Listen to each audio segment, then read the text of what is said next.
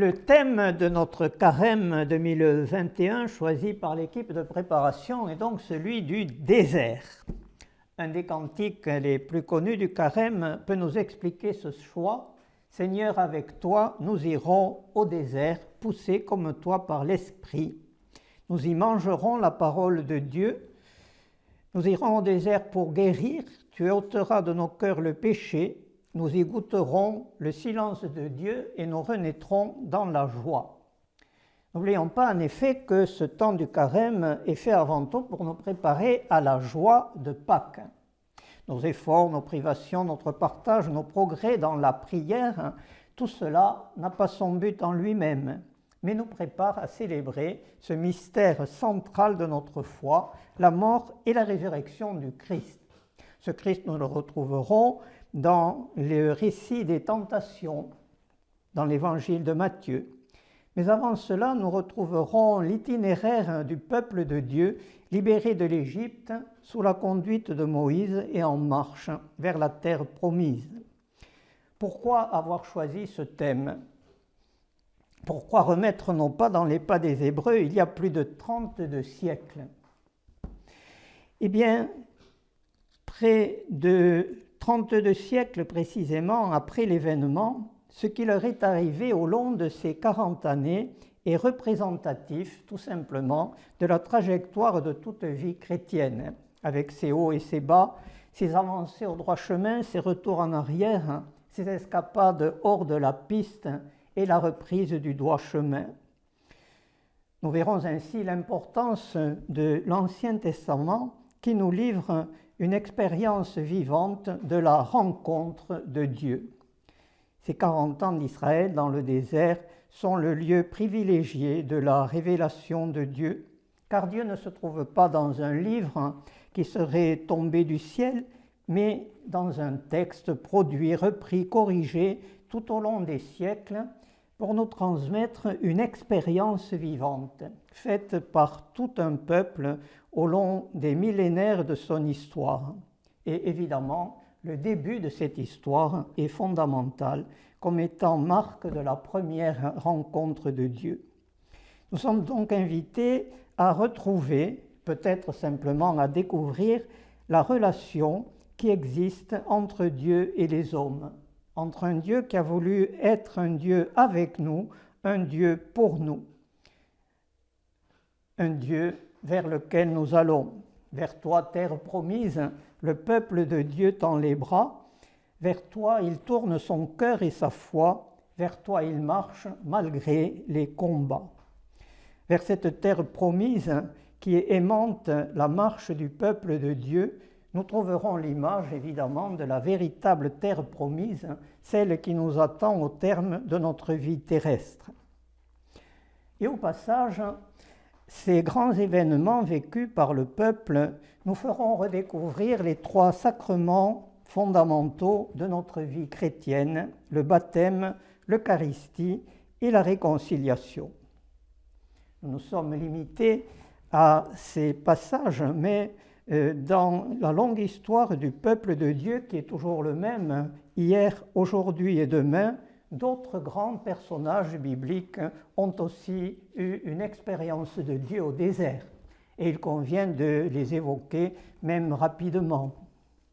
Abraham, parti d'Our en Chaldée, qui est notre père dans la foi, a dû traverser de nombreux déserts avant de se fixer dans la terre promise. Moïse, nous le verrons un peu longuement avec le peuple en train de sortir d'Égypte, mais déjà par 2 fois, il a fait la rencontre de Dieu dans le désert, sous la forme du buisson ardent, et lorsqu'il a voulu voir la face de Dieu et que Dieu lui a manifesté sa gloire d'une façon très personnelle. Osée, le prophète de l'amour de Dieu, nous dit que dans un moment de grande trahison du peuple, eh bien, le Seigneur va de nouveau amener son peuple au désert pour lui parler au cœur. Et nous souhaitons ainsi que Dieu aussi, à chacune et chacun de nous, pendant ce carême, nous parle au cœur. Jean-Baptiste, qui est la synthèse de tous ces personnages que sont les prophètes, qui souvent viennent du désert ou vont s'y réfugier, rencontrer Dieu, lui qui a toute la panoplie du prophète avec sa tunique de poils de chameau, sa nourriture frugale de sauterelles et de miel sauvage, nous invitera au dépouillement et à la frugalité, qui nous invite aussi à être libérés des choses inutiles et infécondes.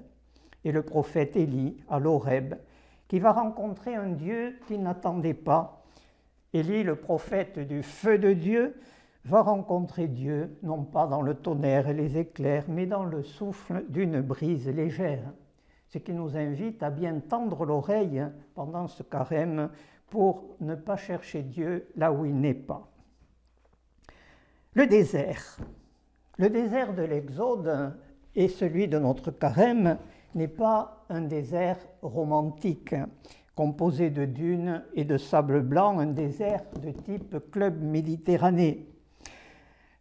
Le désert, étymologiquement, va désigner un lieu du manque, du vide, du dépouillement, où on ne peut rien cultiver, un vide.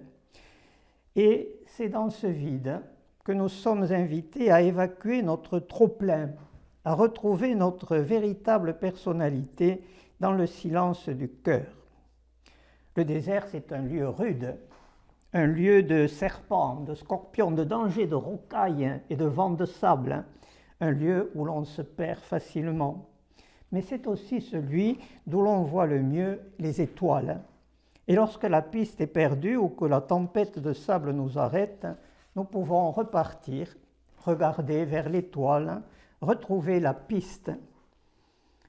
Le désert est un lieu sec, c'est le lieu de la soif. Et nous serons invités à creuser cette soif de Dieu, mais précisément dans cette soif, quelle joie lorsque la source se présente avec fraîcheur et abondance. Comme les Hébreux en ont fait l'expérience, le désert, c'est le lieu de l'épreuve. L'épreuve qui est indispensable pour se connaître soi-même en vérité. L'homme est un apprenti, la douleur est son maître, et nul ne se connaît tant qu'il n'a pas souffert, dit le poète. Et oui, si nous voulons grandir, si nous voulons rencontrer Dieu et nous rencontrer nous-mêmes, nous devons accepter cette règle de l'expérimentation, de la tentative. Ne dit-on pas qu'il faut faire ses preuves? Sans la mise à l'épreuve, on ne peut pas savoir quelles sont ses véritables forces et ses limites. Nos limites nous révèlent aussi l'étendue de nos capacités dans l'action, et il n'y a pas de meilleur lieu pour faire l'expérience de Dieu que ce désert-là, spirituel, où nous savons nous dépouiller de ce qui nous encombre. Le désert en hébreu se dit midbar, M-I-D-B-A-R. Davar veut dire deux choses, mais d'abord ce qui est derrière.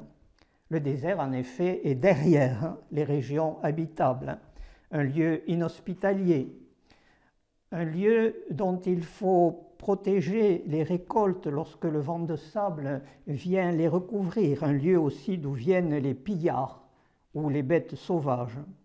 Mais le désert, malgré tous ces dangers, est aussi l'endroit où l'on trouve les mines de métal précieux.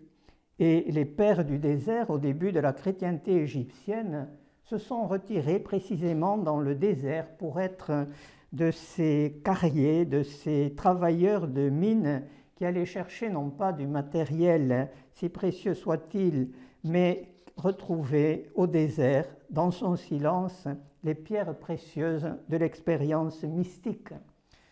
Le désert du Carême nous invitera donc à rencontrer Dieu derrière les apparences.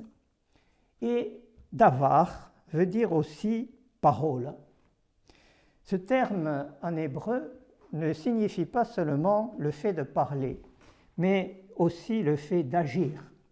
Nous parlons souvent pour ne rien dire, mais Dieu, lui, ne parle jamais pour ne rien faire.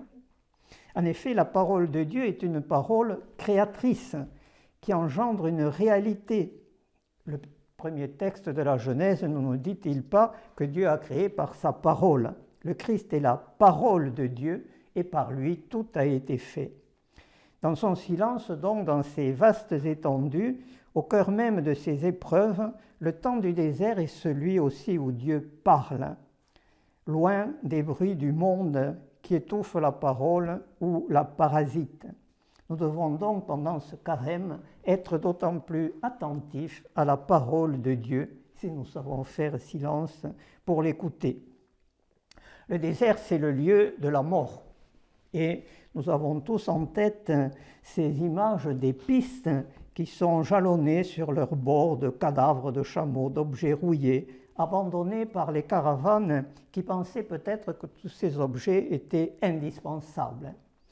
Ces déchets peuvent représenter ce que nous aussi nous devons laisser pour avancer d'un pas plus ferme dans notre vie spirituelle. Le désert est le lieu de la mort, là où il n'y a pas d'eau, mais pourtant, lorsque l'on regarde de près, lorsque l'on sait écouter, derrière cette apparence désertique hostile à la vie, on trouve dans le désert des plantes, des animaux, des sources qui seront d'autant plus précieuses. Ainsi, la traversée du désert de notre carême à la suite du Christ nous permettra de découvrir en nous-mêmes des ressources insoupçonnées. Le désert est un lieu de mort, et la mort, contrairement à notre époque qui tend à l'occulter de plus en plus dans le silence des hôpitaux, la mort est essentielle à la vie. C'est la loi du vivant. Il faut mourir au néant pour être conçu, mourir à la quiétude du sein maternel pour naître à la lumière, mourir à l'enfance pour entrer dans l'adolescence, à l'adolescence pour entrer dans la maturité, à la maturité pour entrer dans la vieillesse et à la mort physique pour entrer dans la vie définitive. Ce mouvement donc de mort à nous-mêmes nous invitera en fait à progresser vers la véritable naissance. Revenons donc à ce texte de l'Exode. Nous allons y découvrir d'abord la naissance du peuple de Dieu.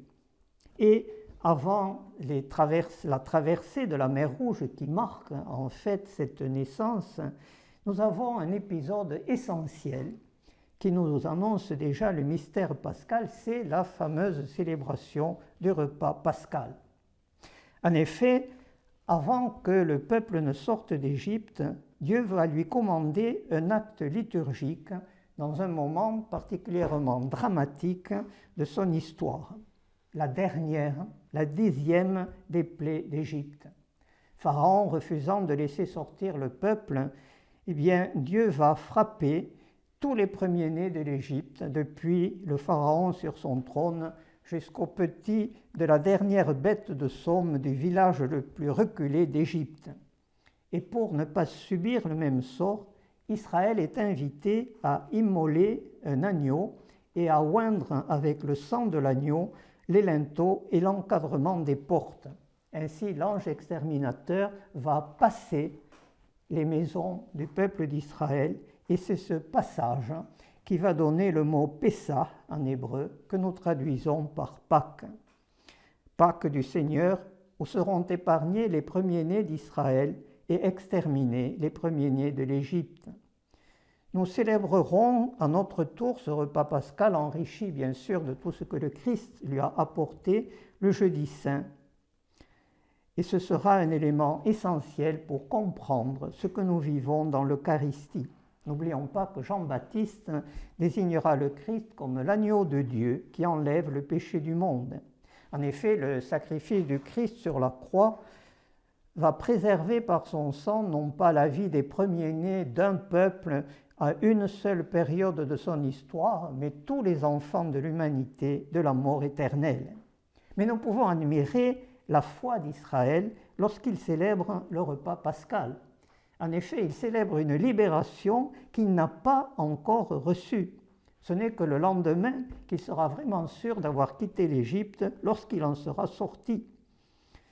Après cet acte de foi, la nuit pascale, en toute hâte, le peuple de Dieu va pouvoir naître. Il existait déjà quelque peu dans la descendance d'Abraham, sorti d'Our en Chaldée, avec Isaac, le fils de la promesse, et Jacob avant que les 70 descendants de celui-ci ne descendent précisément en Égypte. Mais ce n'est pas encore le peuple de Dieu. Et on pourrait comparer par contre les 430 années de présence en Égypte des descendants de Jacob qui vont devenir de plus en plus nombreux, véritablement le temps de la gestation, de la grossesse, qui va donner naissance au peuple de Dieu. Et de même que dans la grossesse, l'embryon est élaboré jusqu'à pouvoir venir au jour, le peuple de Dieu va s'imprégner des traditions mésopotamiennes, bien sûr, entre le Tigre et l'Euphrate, origine culturelle d'Abraham, mais c'est surtout en Égypte qu'il va connaître un enracinement culturel, une matrice religieuse incomparable. Bien des éléments du culte et des convictions d'Israël qui passeront d'ailleurs dans le culte chrétien trouvent leur origine en Égypte. Le temple, le tabernacle, le voile du Saint des Saints, l'arche d'alliance, la purification par l'eau, qui sera le support principal du baptême, et même l'étole, l'encens, la mitre, la crosse, le sacerdoce, les sacrifices et les processions, la perspective de l'immortalité, la royauté avec un roi qui est fils du Dieu, le fait aussi que Dieu est caché, le Dieu Ammon, le Dieu mystère, et fait particulièrement troublant et significatif Osiris, un Dieu qui meurt et qui ressuscite. On n'en finirait pas de signaler tout ce qu'Israël et la Bible, et donc la foi chrétienne, doivent à l'Égypte. Mais c'est donc enrichi de ces 430 ans de contact avec cette prestigieuse culture qu'Israël va devoir sortir, un peu comme l'enfant sort du sein maternel. Et cette sortie est étroite et difficile. Et en effet, en hébreu, Mitzraïm veut dire le lieu de l'étroitesse. Et en effet, l'Égypte est un fin ruban de terre entre deux déserts, même si le Nil peut se déployer dans le delta après sa longue course. C'est donc de cette étroitesse égyptienne qu'Israël va sortir pour connaître sa naissance. 40 ans est en effet symbolique de la durée d'une vie. On peut donc dire qu'après sa gestation en Égypte, Israël va naître. Et il va commencer sa vie avant d'arriver dans la terre promise dans ces 40 années d'exode, toute une vie, avec ses hauts et ses bas.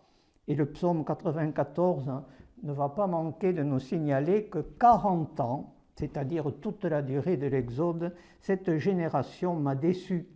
Jamais ils n'entreront dans mon repos.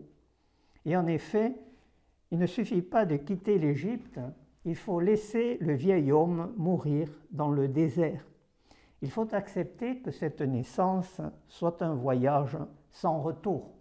On ne revient pas en Égypte une fois qu'on a été libéré, car malgré toutes ces richesses culturelles, c'est d'abord la fournaise de l'esclavage qui deviendra symbole du péché. Devant les difficultés du désert, beaucoup d'Hébreux vont avoir la tentation de rentrer en Égypte, d'autant plus que le texte nous dit qu'ils ne sont pas les seuls à en sortir. Beaucoup de mauvais sujets qui avaient maille à partir avec la justice égyptienne ont profité du trouble de la mort des premiers-nés pour quitter le pays avec les Hébreux. Et ce sont probablement eux qui vont suggérer à Aaron, une fois que Moïse a disparu du paysage, puisqu'il est sur le mont Sinaï en train de recevoir la loi, bien dans son désarroi, sous la suggestion probablement des Égyptiens partis avec les Hébreux, ils ont fabriqué le veau d'or à l'image des idoles, car on a besoin de matérialiser Dieu. Dès que l'on est sorti du péché, la tentation revient, les vieilles habitudes, et Israël, devant la répétitivité de la manne et de l'eau, va se mettre à rêver des oignons d'Égypte, des concombres, du poisson gratuit. Malgré l'écaille, l'eau et la manne vont apparaître quelque chose de trop frugal. Et nous-mêmes, nous sommes comme Israël, dans notre marche vers notre accomplissement, confrontés toujours aux vieilles ornières de nos péchés favoris. comme l'Exode nous ressemble. Un acte sans retour va donc marquer cette naissance, la traversée de la mer Rouge. Il est vrai que le moment est particulièrement dramatique. Une fois ces esprits repris, commençant à faire le deuil des premiers-nés, Pharaon se rend compte qu'il a laissé ainsi partir une main-d'œuvre gratuite, particulièrement intéressante et nombreuse. Il veut récupérer ses esclaves. Le peuple est guidé pendant la nuit par la colonne de feu et le jour par la colonne de nuée. Et lorsque les chars de Pharaon et ses armées vont rattraper le peuple devant cet obstacle infranchissable qu'est la mer Rouge, le désespoir évidemment le saisit. Comment échapper à la première armée de l'époque coincée devant cet obstacle naturel? C'est là que Dieu va se manifester d'une façon éclatante et après bien sûr l'acte de création du monde, mais qui est un acte continu d'un bout à l'autre de l'histoire du monde. Dieu va se manifester publiquement, visiblement, devant 600 000 témoins. En effet, le texte nous dit que les Hébreux étaient au nombre de 600 000. Certains archéologues ont donc essayé de retrouver dans le Sinaï les traces du passage de 600 000 personnes. Et ils ne les ont pas tout à fait trouvées. Et ils en ont conclu un peu hâtivement que le texte de l'Exode n'était pas assez fiable. Ils ont seulement oublié une chose, c'est que le texte n'est pas un reportage mais un témoignage et que 600 000, c'est la valeur chiffrée du nom d'Israël. Il n'y a pas de chiffre en hébreu. Ce sont les lettres qui ont une valeur chiffrée. Or, I plus S plus R plus A plus E plus L, ça fait 600 000. Ça ne veut donc pas dire que les Hébreux étaient 5999 plus 1, mais que tout Israël est sorti d'Égypte. Une foule compacte avec la momie de Joseph, qui avait fait promettre à ses descendants de la prendre avec eux pour l'enterrer au pays de Canaan, des hommes, des femmes, des enfants, des troupeaux, et le peuple de Dieu se sent perdu devant l'obstacle de la mer Rouge. Et c'est là, vous l'avez tous vu, au moins dans le film de Cécile B2000 ou dans Le Prince d'Égypte, que Moïse va tendre son bâton et étendre sa main sur la mer qui s'est ouverte. Exode chapitre 14, avec deux parties qui nous relatent le même événement, peut-être la première d'une façon plus conforme à la réalité historique, c'est-à-dire un fond de lagune asséché toute la nuit par un fort vent d'est que le peuple peut traverser, tandis que les roues des chars de Pharaon, plus lourdement chargés, vont s'enliser dans la boue de la lagune. Et puis la deuxième version, immédiatement après, dans le même chapitre, à l'échelle de l'importance théologique de l'événement, une grande mer immense qui s'ouvre devant le peuple, qui descend dans les fonds marins, asséché toujours par ce fort vent d'est, et une fois que le peuple est arrivé de l'autre côté, les chars de Pharaon qui ont fait l'erreur de les poursuivre vont être engloutis par les eaux de la mer lorsque Moïse, revenu de l'autre côté, sur la rive orientale de la mer Rouge, va étendre de nouveau son bâton et sa main, et le Seigneur a fait éclater sa gloire, il a jeté à l'eau cheval et cavalier, comme nous le lirons dans le beau psaume qui suivra la lecture du passage de la mer Rouge à la veillée pascale. Il y a donc là un événement qui s'est réellement passé et qui sera repris de génération en génération sous forme de louanges, et les psaumes ne manquent pas de reprendre à l'envi cette reconnaissance d'Israël. Rendez grâce au Seigneur car il est bon, car éternel est son amour.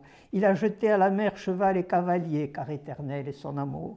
Il a fait sortir son peuple à main forte et à bras étendus, car éternel est son amour. Vous connaissez le psaume 132.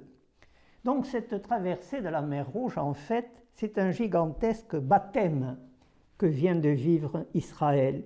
À travers les eaux de la mort, pour les Égyptiens, qui représente le mal et le péché, tout ce qui doit être détruit par la grâce, et le fait que c'est un peuple nouveau qui accède à l'autre rive pour commencer sa marche vers la terre promise. Nous reviendrons bien sûr sur cet épisode lorsque nous parlerons du baptême. Et l'on peut dire que c'est le premier signe de l'invention de ce sacrement par Dieu qui a été vécu dans le passage de la mer Rouge. Nous devons laisser dans les eaux du baptême tout le vieil homme. On ne dit pas la vieille femme, mais on pourrait aussi.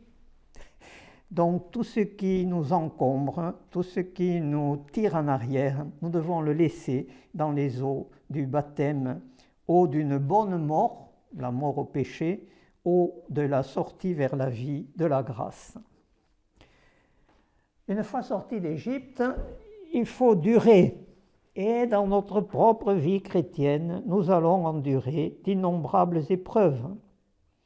Et celles que le peuple de Dieu va traverser sont intéressantes pour nous dire précisément comment nous pouvons les traverser avec le Seigneur. Première épreuve, il y en a d'ailleurs d'autres de même nature, celle de la soif, à Massa et Mériba.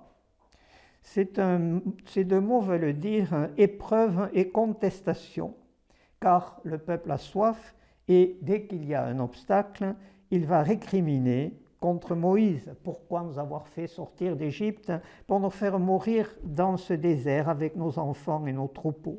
Et c'est là que Dieu va donner l'ordre à Moïse de frapper le rocher pour que l'eau puisse en jaillir. Moïse frappe le rocher 2 fois. Et certaines traditions attribuent à cette répétition du geste le signe d'un manque de foi à cause duquel Moïse, effectivement, ne rentrera pas dans la terre promise. Nous y reviendrons. Deuxième temps des épreuves, parmi tant d'autres, les serpents.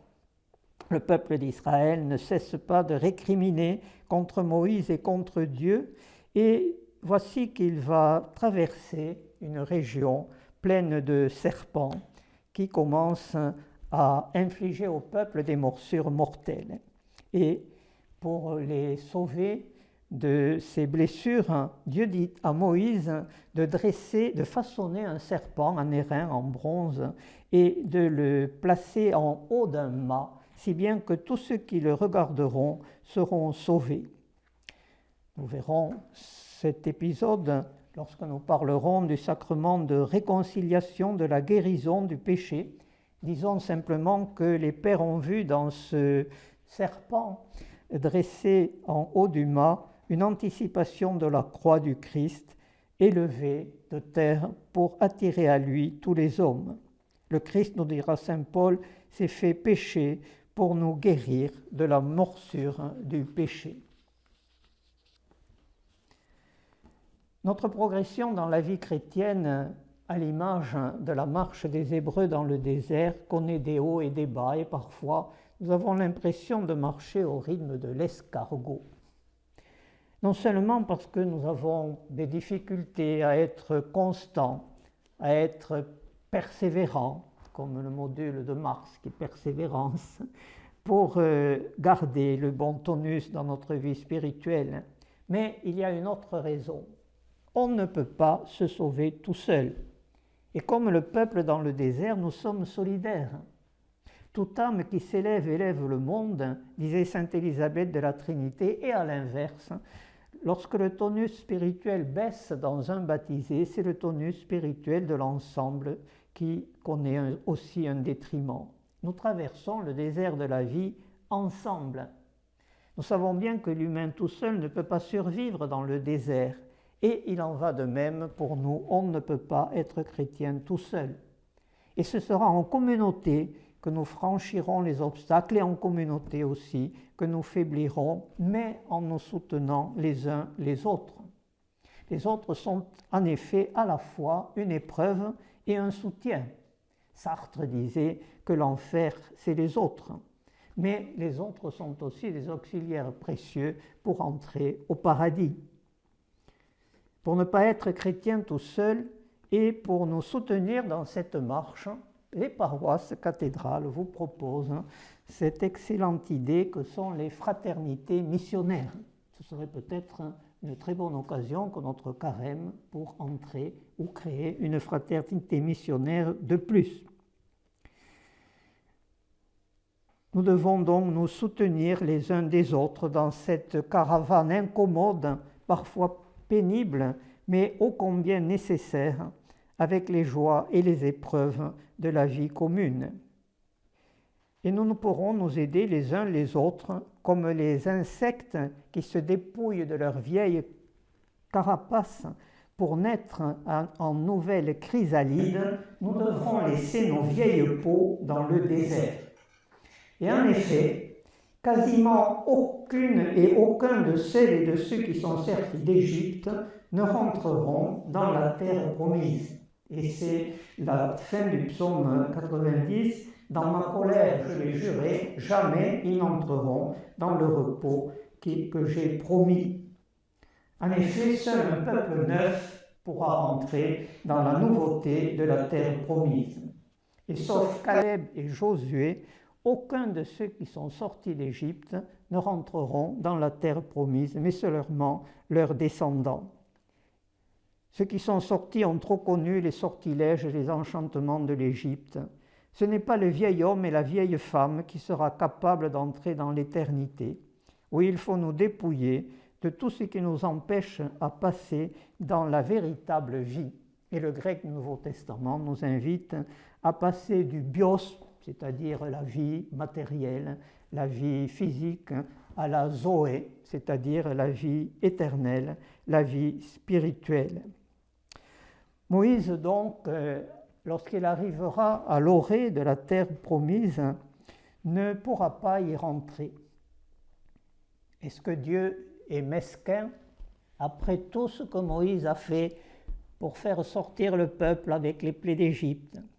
Pour le supporter pendant 40 ans dans le désert, on peut trouver un peu saumâtre qui ne rentre pas dans la terre promise. Dieu serait-il injuste?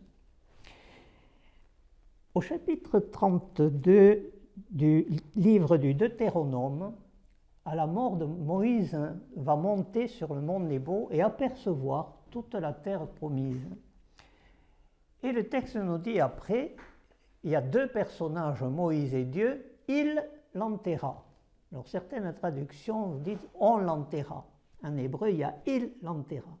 Ça veut dire que c'est Dieu qui a enterré Moïse. Et ça veut dire que Moïse va entrer directement dans la vraie terre promise, dans le paradis, sans avoir besoin de passer par la conquête de la terre d'Israël, qui sera la mission de Josué. Ainsi donc, nous avons cet adage, cette habitude effectivement que une fois que l'idéal est à notre portée, il nous échappe. Nous avons surtout la tendresse de Dieu qui va introduire précisément Moïse dans le repos qu'il a promis, non pas le repos de la terre matérielle d'Israël, mais le repos de la vie éternelle. Il y a donc trois pôles dans cette histoire de l'Exode, Dieu, le peuple et Moïse. Et souvent, Dieu exprime à Moïse sa lassitude de ce peuple, et Moïse dit à ce peuple qu'il n'en peut plus de Dieu, et nous avons une sorte de négociation perpétuelle entre Dieu et Moïse, entre Moïse et Dieu, pour que finalement Moïse reçoive l'assistance nécessaire, en particulier avec la désignation de 72 vieillards pour l'accompagner. Et nous avons dans cette désignation peut-être une anticipation de ce qu'est l'ordination des prêtres. De même que Moïse est soutenu par 72 vieillards, l'évêque va partager son sacerdoce avec les prêtres pour qu'ils puissent l'aider à porter sa mission. Voyons donc combien ces épisodes si lointains de nous aident à comprendre ce qu'est la vie actuelle du peuple de Dieu, l'Église. Nous allons maintenant suivre un autre itinéraire plus court, mais où figure aussi le chiffre 40. Ce sont les tentations de Jésus au désert dans l'évangile de Matthieu. Jésus nous dit le texte, Matthieu chapitre 4, versets 1 à 11, est poussé au désert par l'Esprit ou conduit par l'Esprit après avoir été baptisé. C'est dire que notre baptême nous habilite aussi à contrer, à résister aux tentations. Jésus va donc être l'objet d'un triple assaut de la part du démon qui veut faire échouer sa mission en lui faisant miroiter trois façons, si l'on peut dire, faciles et qui ne supposeraient ni la passion ni la mort pour réussir sa mission. Première tentation, changer les pierres du désert en pain. Le diable a une intuition assez certaine de la véritable personnalité de Jésus, mais il veut le pousser en quelque sorte au miracle pour vérifier qu'il est bien le Fils de Dieu.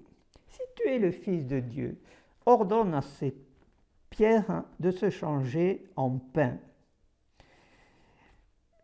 Effectivement, Jésus aurait pu nourrir la terre entière en faisant un miracle nutritif et en comblant toutes les fins matérielles de l'humanité. Ainsi, pendant le carême, nous sommes invités, nous aussi, comme Jésus, à résister à cette tentation de la faim. La surconsommation qui marque notre époque, du moins dans les pays riches, marque bien cette tentative de combler tous les besoins et même de façon excessive. Nous serons invités pendant notre carême à réduire nos boulimies, nos envies, nos désirs, tout ce que nous ingérons sans que finalement cela nous nourrisse. La nourriture, bien sûr, la boisson, le tabac, la télé, les jeux vidéo, les réseaux sociaux, tout ce qui au passage provoque l'épuisement de la planète et surtout une accaparation des richesses par quelques-uns alors qu'elles devraient être partagées avec tous. Et cette tentation peut même être érigée en programme politique. Nous d'abord, America first, disait quelqu'un qui vient d'être battu aux élections. Jésus va donc résister à cette tentation de combler tous les désirs matériels de l'humanité à l'aide de la parole de Dieu. Nous devons résister à cette tentation de satisfaire de façon excessive les fins mondaines, comme nous le dit le pape François, qui nous empêche d'entendre le cri de la terre et le cri des pauvres. Oui, l'homme occidental, et nous en sommes, risque de mourir de mauvaise obésité au lieu de vivre la fraternité du partage et de recevoir la vraie nourriture, celle que donne le Père. La manne reçue au désert, dont nous reparlerons à propos de l'Eucharistie, montre que l'homme ne vit pas seulement de pain, mais surtout de la parole de Dieu. Le désert du carême nous invitera donc à alléger nos faims pour creuser davantage la faim de Dieu. En n'oubliant pas que la vraie nourriture, c'est la parole de Dieu, cette parole que nous consommons aussi à l'Eucharistie, ma chair livrée, pour que le monde ait la vie. Deuxième tentation, le salut par le miracle. Jette-toi du haut du pinacle du temple, dit le démon à Jésus, et devant l'évidence de l'assistance des anges qui viendront te porter pour que ton pied ne heurte les pierres, Jésus, effectivement, a peut-être ressenti ce désir de passer par-dessus sa mort et sa passion pour utiliser un miracle particulièrement convaincant qui le ferait réussir sa mission. Mais cette chute spectaculaire devant le peuple de Jérusalem subjugué ne pourrait accomplir le salut du monde, car il ne suffit pas de convaincre les foules par quelque chose d'extraordinaire. Ce qu'il faut pour sauver l'homme, c'est de changer son cœur. Ainsi, Jésus va nous guérir à l'avance de cette espèce de travers dans lequel tombent certains télévangélistes en faisant des liturgies extraordinaires avec des orchestres, avec tous les effets spéciaux voulus, où l'on va faire miroiter aux gens qu'ils seront guéris, qu'ils auront des retours d'affection, qu'ils auront la réussite matérielle, mais cela ne change rien au cœur de l'homme. Et une fois l'enthousiasme du moment passé, on se retrouve pire qu'avant. C'est dans le quotidien de la vie de tous les jours que Dieu nous attend, et non pas dans l'extraordinaire. C'est là qu'il se révèle et qu'il nous apprend à le chercher. Et ce sera une autre élévation que celle sur le pinacle du temple, mais celle sur la croix, qui sera signe efficace du salut. La croix qui est un anti-signe où il se passe tout le contraire de ce que l'on voit.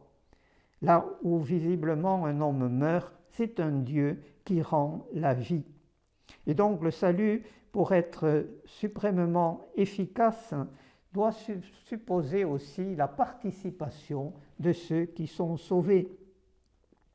Nous devons participer à la croix de Jésus pour entrer comme lui dans sa gloire.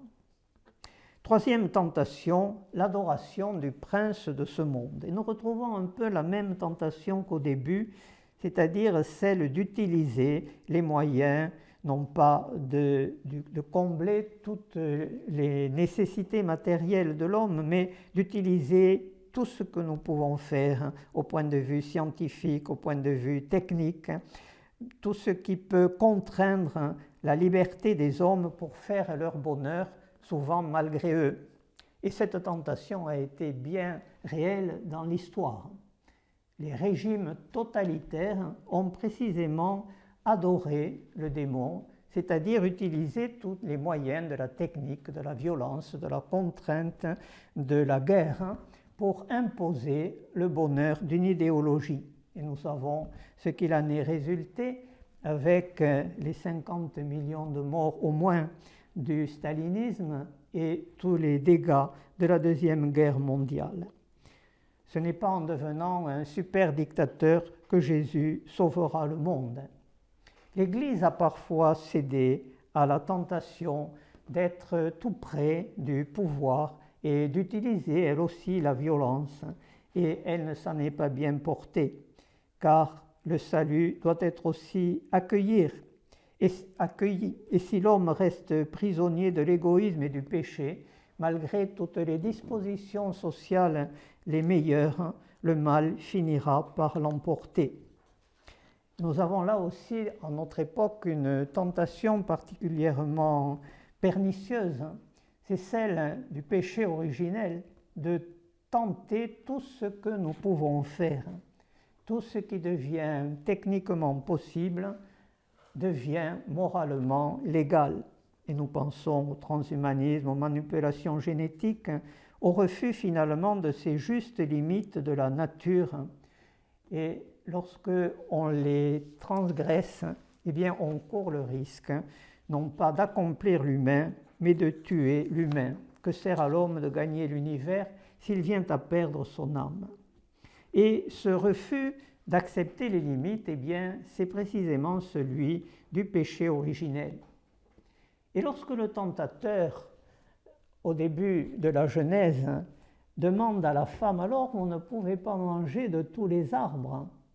La femme répond, nous pouvons manger de tous les arbres, mais pas de celui-là. En fait, l'arbre du péché originel n'a pas forcément des fruits meilleurs que les autres. Et ce n'est pas forcément un arbre spécial. Il y a un arbre spécial au milieu du jardin qui est l'arbre de vie. Mais le fait de ne pas pouvoir tout manger signifie que l'homme ne peut pas s'accomplir en manquant du discernement pour voir les conséquences de son être. Le péché originel, c'est le péché de vouloir expérimenter tout le bien et tout le mal, c'est-à-dire mettre en œuvre toutes les techniques possibles. Et c'est bien ce qui se produit dans le jardin de la Genèse et ce qui se produit aussi lorsque nous voulons tout essayer, tout tenter au mépris de la loi de Dieu et de l'observation de notre nature.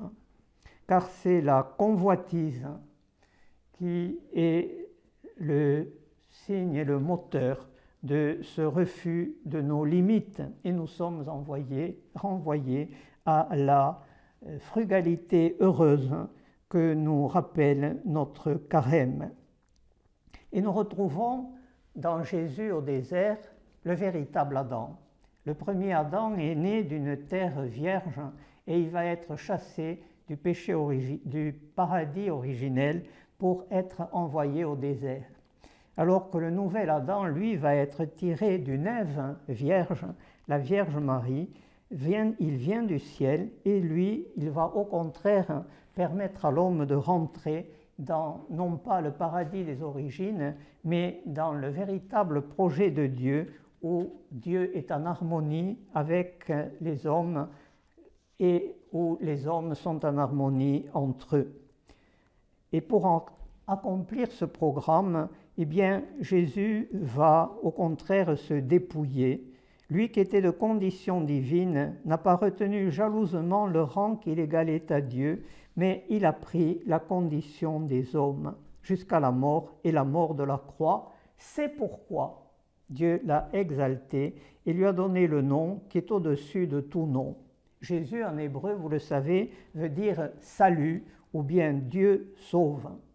Et en Jésus, en effet, Dieu nous sauve par sa mort et sa résurrection, mais aussi par les conseils et les exemples qu'il nous donne, et en particulier, et c'est précieux pour notre carême, de savoir résister à la tentation en nous appuyant sur la parole de Dieu. Cette parole de Dieu nous est donnée dans l'Évangile. Et nous avons vu aussi combien l'Ancien Testament est indispensable pour pouvoir vivre la fidélité de l'Alliance comme l'ont fait nos pères dans la foi, mais aussi pour pouvoir lire le Nouveau Testament avec cet arrière-plan qui lui donne toute sa profondeur.